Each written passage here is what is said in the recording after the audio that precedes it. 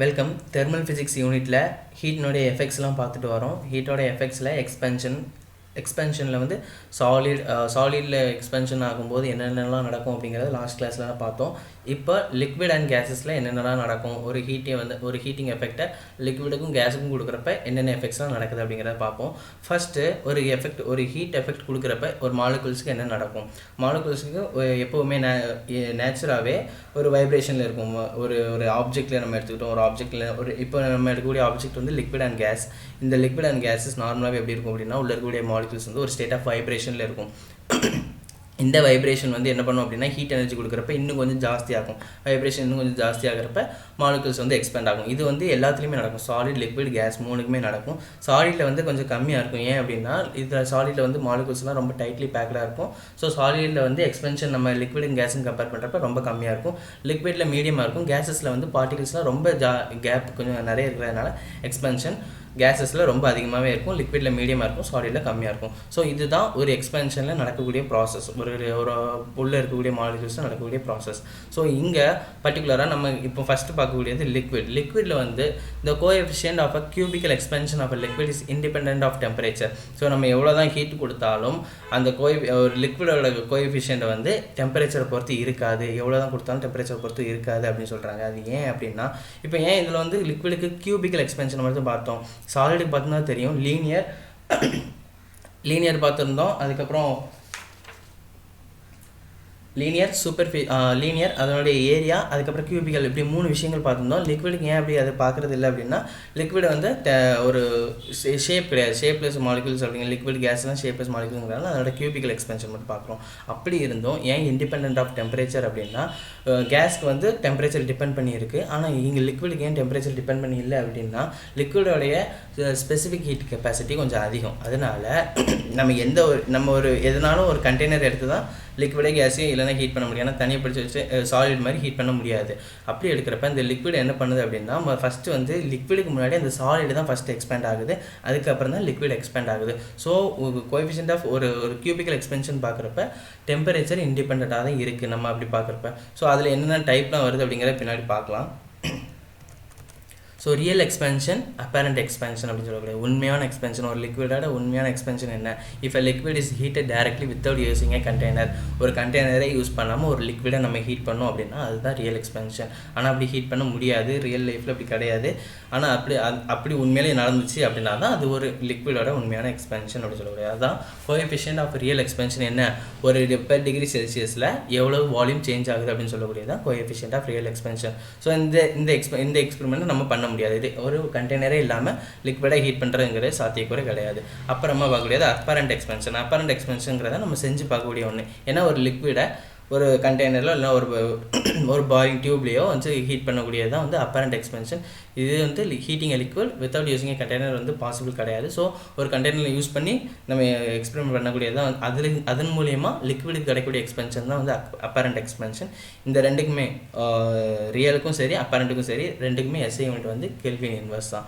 So இப்போ எப்படி தான் ஒரு ரியல் எக்ஸ்பென்ஷனை நம்ம கண்டுபிடிக்கிற, ஒரு லிக்விடுக்கு ரியல் எக்ஸ்பென்ஷன் உண்மையிலேயே ஒரு லிக்விட் எவ்வளோ தான் எக்ஸ்பெண்ட் ஆகுது அப்படிங்கிறது எப்படி கண்டுபிடிக்கலாம் அப்படின்னா ஒரு எக்ஸ்பெரிமெண்ட் இருக்குது. இது வந்து உங்களுக்கு கிளியராக இருக்காது. நான் இருந்தாலும் உங்களுக்கு என்னென்ன இருக்கலாம் அப்படிங்கிற மார்க்கிங்கில் சொல்லியிருந்தேன். ஒரு ஜார், அந்த ஜாரில் வாட்டர் இருக்கும். இதை நம்ம ஹீட் பண்ணணும். இனிஷியல் மார்க்கிங் வந்து என்ன எடுப்போம் அப்படின்னா L2 எடுத்துப்போம். L2 வந்து சென்டரில் இருக்கக்கூடிய ஒரு மார்க்கிங். இந்த தெரியுதா 3 ஐ மாதிரி தெரியுதா, இதெல்லாம் L. சென்டரில் இருக்கக்கூடிய இது வந்து L2. இதுதான் உண்மையான மார்க்கிங். இந்த அளவுக்கு லெவலில் இருக்குது. ஸோ இந்த செட்டப்பில் வாட்டர் இதுக்கு மேலே ஒரு டெஸ்ட் டியூப் மாதிரி இதில் டவுன்வேர்டாக இருக்கும். ஸோ வாட்டர் வந்து உள்ளே நிறைஞ்சிருக்கும். L2ங்கிறது வந்து உண்மையான ஒரு மார்க்கிங். அதாவது இப்போ ஹீட்டிங் சப்ளை கொடுக்கறதுக்கு முன்னாடி இருக்கக்கூடிய மார்க்கிங் தான் L2. இப்போ வந்து ஹீட்டை வந்து நம்ம சப்ளை பண்ணுறோம். ஹீட் சப்ளை பண்ணுறப்ப என்ன நடக்கும் அப்படின்னா, இதனுடைய ஹீட் கெப்பாசிட்டி அதிகமாக இருக்கிறதுனால ஃபஸ்ட்டு வந்து சுற்றி இருக்கக்கூடிய ஜார் தான் எக்ஸ்பேண்ட் ஆகும். இந்த ஜார் எக்ஸ்பேண்ட் ஆகிறப்ப என்ன நடக்கும்? வாட்டர் கொஞ்சம் இன்வேர்டாக உள்ளே வரும். ஏன்னா ஒரு ஜார் ஏற்கனவே இருக்கிற ஜாரோடைய இன்னும் கொஞ்சம் சைஸ் கொஞ்சம் பெருசாகிடுச்சு. ஸோ உள்ளே இருக்கக்கூடிய தண்ணி வந்து கீழே இறங்கும். ஸோ இதிலேருந்து தண்ணி கொஞ்சம் கீழே மார்க்கும். ஸோ L2லேருந்து என்ன வரும்? அதோடைய மார்க்கிங் L3க்கு வந்துடும். இப்போ தான் இந்த ஜார் ஓரளவுக்கு அது எந்த அளவுக்கு எக்ஸ்பெண்ட் ஆகுமோ அந்தளவுக்கு எக்ஸ்பெண்ட் ஆகிடும். ஸோ அந்த ஜாரில் இருக்கக்கூடிய ஹீட் என்ன கொடுக்கும்? உள்ளே இருக்கக்கூடிய தண்ணிக்கு கொடுக்கும். ஸோ அப்போ தான் உண்மையான ஹீட் கெப்பாசிட்டி நமக்கு தெரிஞ்சுக்க முடியும். அதுக்கப்புறம் தான் தண்ணி எக்ஸ்பெண்ட் ஆகும். தண்ணி எக்ஸ்பெண்ட் ஆகணும்னா அதனுடைய மார்க்கிங் என்ன? L3ன்னு சொல்லக்கூடிய. ஸோ உண்மையான marking L2. Expand of first கொடுக்கக்கூடிய ஹீட்டில் வந்து எக்ஸ்பேண்ட் ஆகக்கூடியது ஜார். அதுக்கப்புறம் அந்த ஜார்லேருந்து ரைஸாக வாட்டர் வந்து லோ ஆகும். அதனுடைய மார்க்கிங் வந்து L2. சாரி, அது உண்மையான மார்க்கிங் வந்து நம்ம எடுக்கக்கூடியது வந்து L1. சாரி, அப்படி மாற்றிட்டேன். உண்மையான மார்க்கிங் நம்ம எடுக்கக்கூடியது L1. அந்த இது பிக்சர் கிளியராக இல்லை, உங்களுக்கு புக்கில் கிளியராக இருக்கும். உண்மையான மார்க்கிங் எடுக்கக்கூடியது L1. ஜார் வந்து எக்ஸ்பேண்ட் ஆனதுக்கப்புறம் இருக்கக்கூடிய மார்க்கிங் வந்து L2. அதுக்கப்புறமா உள்ள ஒரு ஜாருக்கு ஹீட் ஆனதுக்கப்புறம் சப்ளை ஹீட் உள்ள லிக்விடுக்கு போகும். அதுக்கப்புறம் எக்ஸ்பேண்ட் ஆகக்கூடியது தான் L3. ஸோ இங்கே நமக்கு ரியல் எக்ஸ்பென்ஷன் பார்க்கணும் அப்படின்னா L3 என்னாகும், உண்மையான வாட்டர் எந்த அளவுக்கு ரைஸ் ஆகிருக்கு, நமக்கு லாஸ்ட்டாக கிடைக்கக்கூடிய வாட்டர் ரைஸ் ஆகிருக்கிற லெவலும் L2 எந்த அளவுக்கு வாட்டர் உள்ளே போச்சு, ஜாருக்கு உள்ள ஜார் வந்து எக்ஸ்பேண்ட் ஆனதுக்கப்புறம் எந்த அளவுக்கு வாட்டர் உள்ளே போச்சு, இந்த லெவலுக்கு 2 லெவலுக்கு உள்ள டிஃப்ரென்ஸை பார்த்தோம் அப்படின்னா ரியல் எக்ஸ்பென்ஷன் கிடைக்கும். அப்பரண்ட் எக்ஸ்பென்ஷன்களை நம்ம பார்க்கக்கூடியது L1லேருந்து L3 எந்த அளவுக்கு போயிருக்கோ அதனுடைய டிஃப்ரென்ஸை அப்பரண்ட் எக்ஸ்பென்ஷன், அதாவது வாட்டர் ஜாருக்கும் அப்புறம் ஹீட் எவ்வளோ சப்ளை ஆயிடுச்சு அப்படிங்கிறத. இதனால தான் என்ன நடக்கும் அப்படின்னா, ஒரு பலூன் எடுத்து நம்ம ஹீட் பண்ணோம், வாட்டரில் எடுத்து ஹீட் பண்ணோம் அப்படின்னா அந்த பலூன் வந்து பர்ஸ்ட் ஆகுது. ஏன்னா ஸ்பெசிஃபிக் ஹீட் கெப்பாசிட்டி இதுக்கு அதிகம், லிக்விடுக்கு அதிகம். இதில் கொடுத்துக்கிட்டே இருக்கும், எவ்வளோ தான் இருந்தாலும் கொடுத்துக்கிட்டே இருக்கும். அதுவே ஒரு ஏரை ஃபில் பண்ணி நம்ம பலூனை இது பண்ணோம் அப்படின்னா ஈஸியாக பர்ஸ்ட் ஆகிடும். இதுதான் அதுக்கான ரீசன். ரியல் எக்ஸ்பென்ஷன், அப்பரண்ட் எக்ஸ்பென்ஷன் என்ன அப்படிங்கிறத பார்த்தாச்சு. இதுதான் ஒரு வாட்டரோடைய எக்ஸ்பென்ஷன், வாட்டரோடைய கியூபிக்கல் எக்ஸ்பென்ஷனோடைய எக்ஸ்பெரிமெண்ட். அதுக்கப்புறமா பார்க்கக்கூடியது வந்து கேஸஸில் ஹீட் சப்ளை கொடுத்தா என்ன நடக்கும். அதுக்கு முன்னாடி ஒரு 3 லா, கேஸை ரிலேட் பண்ணி ஒரு 3 லா இருக்குது. டெம்பரேச்சர், ப்ரெஷர், வால்யூம், இந்த 3த்தையும் பொறுத்து ஒரு இது இருக்குது. ஃபஸ்ட்டு பார்க்கக்கூடியது பாயில்ஸ் லா. பாயில்ஸ் லா வச்சு பார்க்குறப்ப முதல்ல டெம்பரேச்சரை கான்ஸ்டண்ட்டாக வச்சுருந்தா இங்கே வால்யூம் ஒரு ஹீட் சப்ளை ஹீட் நடந்ததுன்னா கேஸஸில் என்ன நடக்கும் அப்படிங்கிறத பார்க்க போகிறோம். அதுக்கு முன்னாடி ஒரு 3 லா. அந்த லாவில் ஃபஸ்ட்டு பார்க்கக்கூடியது பாயில்ஸ் லா. ஒரு ஹீட் சப்ளை கொடுக்குறோம், ஒரு வால்யூம், 3 விஷயம் இருக்கும் ஒரு கேஸ்க்கு வந்து, வால்யூம், டெம்பரேச்சர், ப்ரெஷர். இங்கே வந்து ஃபஸ்ட் டெம்பரேச்சர் நம்ம கான்ஸ்டண்ட்டாக வச்சுருந்தோம் அப்படின்னா இந்த வால்யூம் எதுக்கு ப்ரொபோஷனல், இன்டைரக்ட்லி ப்ரொபோஷனாக இருக்கும் அப்படின்னா ப்ரெஷரை பொறுத்து இருக்கும்.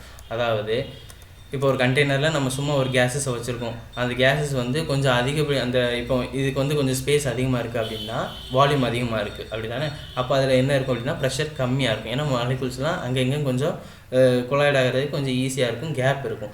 இப்போ என்ன பண்ணோம் அப்படின்னா வால்யூமை கொஞ்சம் கம்மி பண்ணுறோம். இந்த பிஸ்டனை கொஞ்சம் கம்மி பண்ணும்போது என்ன ஆகும், அங்கே ப்ரெஷர் அதிகமாக க்ரியேட் ஆகும், கொலாய்ட் ஆகிறதுக்கு ரொம்ப கஷ்டமாக இருக்குங்கிறதுனால ப்ரெஷர் அதிகமாக க்ரியேட் ஆகும். ஸோ இதுதான் பாயில்ஸ் லாவில் சொல்லியிருப்பாங்க. வால்யூம் வந்து indirectly proportional to pressure. Volume அதிகமாக இருந்துச்சுன்னா ப்ரெஷர் கம்மியாக இருக்கும், வால்யூம் கம்மியாக இருந்துச்சுன்னா ப்ரெஷர் அதிகமாக இருக்கும்னு சொல்லக்கூடாது. இது சிம்பிளாக சொல்ல போனால் PV கான்ஸ்டன்ட் அப்படின்னு சொல்லியிருப்பாங்க. அதுக்கடுத்து பார்க்கக்கூடியது சார்ல்ஸ் லா. இதில் வந்து என்ன சொல்லியிருப்பாங்க அப்படின்னா ப்ரெஷர் வந்து கான்ஸ்டண்ட்டாக வைக்கிறப்ப வால்யூம் வந்து டைரக்ட்லி ப்ரொபோஷனல் டெம்பரேச்சர். டெம்பரேச்சரை கூட்டுறப்ப என்ன ஆகும், வால்யூமும் கூடும், ஒரு கேஸினுடைய வால்யூம் கூடும் அப்படின்னு சொல்லக்கூடியதான் சார்ல்ஸ் லா. சார்ல்ஸ் லா தான் நம்ம வாட்டர்லாம் பார்க்கக்கூடிய ஒரு எக்ஸ்பெரிமெண்ட். டெம்பரேச்சர் கூட்டினா என்ன ஆகும், வால்யூமும் கூடும். எல்லா விஷயத்துலையும் டெம்பரேச்சர் கூட்டினா அதனுடைய வால்யூம் ஷேப் கூடும். அதுதான் சார்ல்ஸ் லா சொல்லக்கூடியது. அவோகேட்ரோ லா சொல்லக்கூடியது என்ன அப்படின்னா, ஒரு வால்யூம் வந்து எதுக்கு ப்ரொபோஷனலாக இருக்கும், உள்ளே எந்த அளவுக்கு எதனுடைய வால்யூம் நம்ம கண்டுபிடிக்கணுமோ அதனுடைய நம்பர் ஆஃப் மோல்ஸுக்கு ஈக்குவலாக இருக்கும், இல்லை நம்பர் ஆஃப் மாலிகுல்ஸுக்கு ஈக்குவலாக இருக்கும் அப்படின்னு சொல்லக்கூடியது தான் அவோகேட்ரோ லா. ஸோ இந்த 3 லாவும் உங்களுக்கு ஈஸியாக ஞாபகம் வச்சுக்கணும். இந்த 3 லாவும் ஒரு டிஸ்டர்ப் பண்ணுற மாதிரி இருக்கும் உள்ளே படிச்சுட்டு இருக்கும்போது. ஸோ இதை எப்படி ஞாபகம் வச்சுக்கணும் அப்படின்னா VTP அப்படின்னு எழுதிக்கிங்க. VTPன்னு எழுதிக்கிட்டு, அதாவது வால்யூம், டெம்பரேச்சர், ப்ரெஷர், இந்த 3 எழுதிக்கிட்டு ஃபஸ்ட்டு வரக்கூடியது Boyle's law. Boyle's law first word பின்னு இருக்கிறப்ப செகண்ட் அந்த ABCன்னு வச்சுங்க. VTPன்னு இருக்கிறதுக்கு மேலே ABCன்னு நோட் பண்ணி வச்சுக்கிட்டோம் அப்படின்னா அந்த பிக்கு நேராக வரக்கூடிய டீயை தான் என்ன இருக்கணும், பாயில்ஸ் லா இல்லை டெம்பரேச்சரை கான்ஸ்டண்ட்டாக வைக்கணும். ஸோ Vயும் Pயும் வந்து எப்படி இருக்கும் அப்படின்னா கொஞ்சம் டிஸ்டன்ஸில் இருக்கும். ஸோ அதனால இன்டைரக்ட்லி ப்ரொபோஷனல் அப்படின்னு ஞாபகம் வச்சுக்கலாம். அதாவது இந்த 3 லா டிஸ்டர்ப் பண்ணும் அப்படிங்கிறதுனால படிக்கிறது கொஞ்சம் கஷ்டமாக இருந்துச்சு அப்படின்னா இந்த ஹிண்ட்டை ஞாபகம் வச்சுக்கலாம். VTPன்னு எழுதிக்கிங்க. அதுக்கு மேலே ABC அப்படிங்கிற ஒரு ஆல்ஃபபெட்டிக்கல் ஆர்டர் வரட்டும். இந்த பாயில்ஸ் லா ஃபார் B அதை வச்சுக்கிட்டோம் அப்படின்னா டெம்பரேச்சர் கான்ஸ்டண்ட்டாக இருக்கும். இப்போ Vயும் Pயும் கொஞ்சம் டிஸ்டண்ட்டாக இருக்கும். ஸோ இன்டைரக்ட்லி ப்ரொபோஷனல், வால்யூம் அதிகமாக இருந்துச்சுன்னா ப்ரெஷர் கம்மியாக இருக்கும் அப்படின்னு சொல்லக்கூடியது. ரெண்டாவது வரக்கூடியது சார்ல்ஸ் லா. சார்ல்ஸ் லான்னா சி வரப்போ Pயை கான்ஸ்டண்ட்டாக வச்சுக்கணும். லாஸ்ட்டாக இருக்கக்கூடிய Pயை கான்ஸ்டண்ட்டாக வச்சுக்கணும் அப்படின்னா வால்யூம் Vயும் Tயும் பக்கத்தில் இருக்கும். ஸோ டைரக்ட்லி ப்ரொபோஷனல், வால்யூம் வந்து டைரெக்டாக டெம்பரேச்சருக்கு ப்ரொபோஷனலாக இருக்குன்னு சொல்லக்கூடியது. மூணாவதாக பார்க்கக்கூடியது அவோகேட்ரோ லா. ஏன்னா என்னது, அந்த நம்ம போட்டிருக்க VTP பக்கத்தில் இருக்கக்கூடிய விக்கு நேராக உள்ளது. ஸோ இதில் கொஞ்சம் மாறும். வால்யூம் வந்து டைரக்ட்லி, எதில் வால்யூம் தான் நம்ம பார்க்குறோம். இந்த V வந்து டைரக்ட்லி ப்ரொபோஷனல் எது, number of molecules present in it, உள்ளே இருக்கக்கூடிய மாலிகுல்ஸ் வந்து எந்த அளவுக்கு இருக்குது அப்படின்னு சொல்லக்கூடியதான். ஸோ இதை ஒரு ஷார்ட் ஹிண்டை ஞாபகம் வச்சு, அதாவது இதை கொஞ்சம் ஈஸியாக புரிஞ்சுக்கிட்டீங்க அப்படின்னா இந்த லாலாம் வந்து உங்களுக்கு பெரிய பிரச்சனை ஏற்படுத்தாது. ஈஸியாக ஞாபகம் வச்சு அதுபடி இதுபடி எழுதினாலே போதும். ஏன்னா வேர்டிங்ஸ் கரெக்டாக இருந்தாலே போதும். இந்த அளவு எதுக்கு ப்ரொபோஷனலாக இருக்குதுன்னு சொல்லிட்டாலே போதும். அதுக்கப்புறமா பார்க்கக்கூடியது இப்போ ஒரு மாலிகுல்ஸ் ஒரு கேஸுக்கு எந்த அளவுக்கு பிஹேவ் பண்ணும் அப்படின்னு. நார்மலாக ஒரு கேஸ் வந்து எப்படி இருக்கும் அப்படின்னா கொலாய்டல் வந்து கொஞ்சம் டிஸ்டன்ஸில் அதிகமாக இருக்கும், மாலிகுல்ஸ்லாம் கொஞ்சம் டிஸ்டன்ஸ் அதிகமாக இருக்கும். ஒரு விதமான ஒரு intermolecular force of attraction வந்து உள்ளுக்குள்ளே இருக்கும், மாறி மாறி கொலாய்ட் ஆகிக்கிட்டே இருக்கும். ஒரு கேஸ் மாலிகுல் போட்டுக்கிட்டோம் அப்படின்னா இந்த மாதிரி ஒரு ரேண்டம் மோஷன், இதுதான் ப்ரௌனின் மூவ்மெண்ட் கூட வரும். இது ஒரு ரேண்டம் மோஷனில் அங்கேயுமே இருந்துகிட்டே இருக்கும். இதுதான் வந்து ரியல் கேஸ். இப்போ ஒரு டெம்பரேச்சர் நம்ம கொடுக்குறோம், அப்படிதானே, ஒரு டெம்பரேச்சர் எஃபெக்ட், ஒரு ஹீட் எஃபெக்ட்டை கொடுக்குறோம். அப்போ என்ன ஆகும், ஒரு லோ ப்ரெஷர் க்ரியேட் ஆகும். ஒரு டெம்பரேச்சர் கொடுக்குறப்ப அங்கே வால்யூம் கூடும், ஸோ லோ ப்ரெஷர் க்ரியேட் ஆகும். இப்போ என்ன நடக்கும், இப்போ தான் ஒரு real gas ideal gas. Real கேஸ்னால் நம்ம பார்க்கக்கூடிய கேஸ், மாலிகுல் வந்து நார்மலாக அங்கே இங்கேயுமா கொலாய்ட் ஆகிட்டு இருக்கும். இப்போ நம்ம என்ன பண்ணுறோம், ஒரு டெம்பரேச்சர் கொடுக்கணும், at high temperature or low pressure. Temperature கொடுக்குறப்பவே வால்யூம் இன்க்ரீஸ் ஆகும், வால்யூம் இன்க்ரீஸ் ஆகிறப்ப லோ ப்ரெஷர் தான் க்ரியேட் ஆகும். ஸோ இந்த ரெண்டு விஷயத்தில் ஏதாவது ஒன்று பண்ணால் போதும். டெம்பரேச்சர் நம்ம இப்போ கூட்டுறோம்னு வச்சுக்கோம், அதில் வந்து என்ன ஆகும் அப்படின்னா ரியல் கேஸஸ் எல்லாமே ஐடியல் கேஸாக பிஹேவ் பண்ணும். ஏன், டெம்பரேச்சர் கூட்டுறப்ப வால்யூம் கூடும், வால்யூம் கூட்டுறப்ப என்ன ஆகும், அங்கே ஒரு விதமான intermolecular force of attraction நடக்காது அப்படின்னு சொல்லக்கூடியதான். ஸோ இப்போ ஒரு அதுதான் நம்மளுடைய எக்ஸ்பெரிமெண்ட் கிடச்சிருச்சு. ஒரு ஹீட்டிங் கொடுக்குறப்ப என்ன ஆகுது, ஒரு ரியல் கேஸ் ஐடியல் கேஸாக பிஹேவ் பண்ணுது. இப்போ இந்த ஐடியல் கேஸு என்னென்ன ப்ராப்பர்ட்டிஸ் இருக்குது அப்படிங்கிற பார்ப்போம். ஸோ மாலிகுல் நேச்சராகவே ஏர் மாலிகுல்ஸ் எல்லாமே அங்கே இங்கே கொலாய்ட் ஆகிட்டு இருக்கும். இந்த கொலாய்ட் ஆகிட்டு இருக்கும் மாலிகுல்ஸாக ஒரு டெம்பரேச்சர் கூட்டி அன்கொலாய்டல் மாலிகுல்ஸாக மாற்றக்கூடியது தான் ideal gas. Ideal gas or a perfect gas அப்படின்னு சொல்லலாம். இந்த 3 கேஸும் என்ன பண்ணும் அப்படின்னா இந்த 3 லா சொன்னால, பாயில்ஸ், ஸ்டால்ஸ்லாம், அவைகேட்டர்லாம், அந்த 3 இதுவும் ஒபே பண்ணக்கூடிய ஒரு லாவாக இருக்கும். ஆனால் நம்ம நார்மலாக பிஹேவ் பண்ணக்கூடிய கேஸ் எதுவுமே ஐடியல் கேஸ் கிடையாது. நம்ம இது பண்ணக்கூடிய எல்லாமே ரியல் கேஸ் தான். இப்போ இந்த ஐடியல் கேஸுக்கு ஒரு ப்ராப்பர்ட்டிஸ் என்னெல்லாம், அந்த இதை எப்படி ஒரு ஐடியல் கேஸ் ஈக்குவேஷன் எப்படி கொண்டு வராங்க அப்படின்னா இந்த 3 லாவை பேஸ் பண்ணி, Boyle's law, Charles law and Avogadro லாவை பேஸ் பண்ணி கொண்டு வராங்க. So PV = constant and V/T = constant, V/N = கான்ஸ்டன்ட்ங்கிற 3 விஷயம், 3 லா உள்ளது. இந்த 3 லாவையும் என்ன பண்ணுறோம், கம்பைன் பண்ணுறோம். ஸோ நம்ம கிளாஸாக கிடைக்கக்கூடியது மேலே இருக்கக்கூடிய நியூமரேட்டரில் இருக்கக்கூடியது PV/டினாமினேட்டரில் வரக்கூடியது NTன்னு இருக்கும், ஈக்குவல் டு ரைட் சைடில் வரக்கூடியது கான்ஸ்டன்ட் எடுத்துக்கிறோம். இப்போ எவ்வளோ மோல் எடுக்கணும் அப்படிங்கிறது வேணும், அப்படி தானே. So N = number of moles into Avogadro number. Avogadro நம்பர்னு சொல்லக்கூடியது ஒரு பெர் மோல். இப்போ நம்ம எக்ஸ்பெரிமெண்ட்லாம் பண்ணுறோம் அப்படின்னா எவ்வளோ அளவு மோல் தான் எடுக்கும் அப்படிங்கிறது தான் கணக்கு. லிட்டர்லேயோ கிலோ இந்த மாதிரி கிலோஸ்லேயோ நம்ம சொல்ல மாட்டோம், எந்த அளவுக்கு மோல் எடுத்துருக்கோம் அப்படின்னு தான் சொல்லுவோம். அது ஒரு மோலுக்கு வந்து எவ்வளோ இருக்கும் அப்படின்னா அவைகேட்டர் நம்பர் உங்களுக்கு கொடுத்துருப்பாங்க 6.023 × 10⁻23 per mole அப்படிங்கிறத கொடுத்துருப்பாங்க. ஸோ அந்த அளவுக்கு எந்த அளவுக்கு எண்ணிக்கை எடுத்திருக்கோம் அப்படிங்கிற ஒரு கேஸ் மாலிகுலை நம்மளால் எண்ண முடியாது, அப்படி தானே, கவுண்ட் பண்ண முடியாது.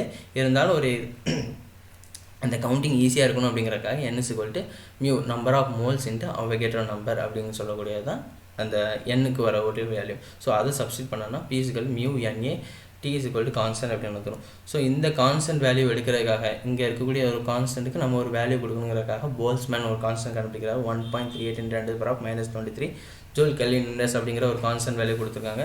ஸோ அது போல்ஸ்மேன் கான்ஸ்டன்ட் அப்படிங்கிறதுனால KB, B for Boltzmann constant அப்படிங்கிறதுனால கான்ஸ்டன்ட்டுக்கு வந்து K போடுவோம். So Boltzmann constant = KT.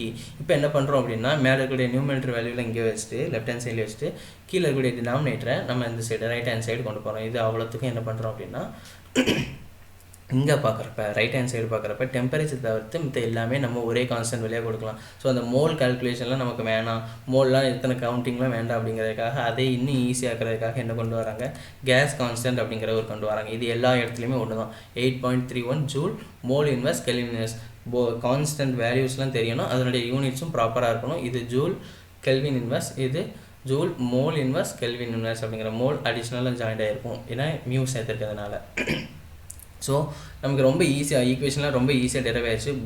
First 3 லாவும் combine பண்ணி கொண்டு வரோம், அதில் நம்பர் ஆஃப் மோல்ஸ் ஆட் பண்ணிக்கிறோம், அதுக்கப்புறமா ஒரு கான்ஸ்டன்ட் வேல்யூ கொண்டு வரோம், அதுக்கப்புறமா நம்பர் ஆஃப் மோல்ஸ் இந்த கான்ஸ்டன்ட் வேல்யூவும் சேர்த்து யூனிவர்சல் கேஸ் கான்ஸ்டன்ட் அப்படின்னு ஆர்னு ஒன்று ஒரு டேம் கொண்டு வராங்க. ஸோ இவ்வளோ டேமையும் ரீப்ளேஸ் பண்ணிட்டு நம்ம ஆர்னு ஒன்று கொண்டு வரோம். ஸோ PV = RT அப்படின்னு வந்துடும். இதுதான் நமக்கு பார்க்கக்கூடிய ஐடியல் கேஸ் ஈக்குவேஷன். இந்த கேஸ் ஈக்குவேஷனை வச்சுக்கிட்டு ஒரு மாலிகுல் ஒரு கேஸ் வந்து எப்படி பிஹேவ் பண்ணுது, எந்த மாதிரி ஒரு டெம்பரேச்சர் டிஃப்ரென்ஸில் எந்த மாதிரி மாறுது, எந்த மாதிரி வேரியபிள்ஸ் மாறுது அப்படிங்கிற மாதிரி நம்ம ஈஸியாக கால்குலேட் பண்ணிக்கலாம். ஸோ இது வரைக்கும் நம்ம பார்த்தது heat effects particular in liquid and கேஸஸில். இந்த லாஸ்லாம் நல்லா தெரிஞ்சு வச்சுக்கோங்க. லாஸ்ட் வரைக்கும் இது ரொம்ப யூஸ் ஆகும். கடைசி வரைக்கும் இந்த ஈக்குவேஷன்ஸ் பேஸ் பண்ணி ப்ராப்ளம்ஸ்லாம் அடுத்தடுத்த கிளாஸில் வரும். ஸோ இப்போவே இந்த லா இந்த என்னென்ன லா அப்படிங்கிற அதுக்கு தான் நான் இந்த ஷார்ட் ஃபார்ம்லாம் சொல்லி கொடுத்தேன். இந்த லா கடைசி வரைக்கும் வருங்கிறதுக்காக இதை பேஸ் பண்ணி ப்ராப்ளம்லாம் வரும். இப்போவே தெரிஞ்சு வச்சுக்கிட்டா ரொம்ப ஈஸியாக இருக்கும். That's it. தேங்க்யூ.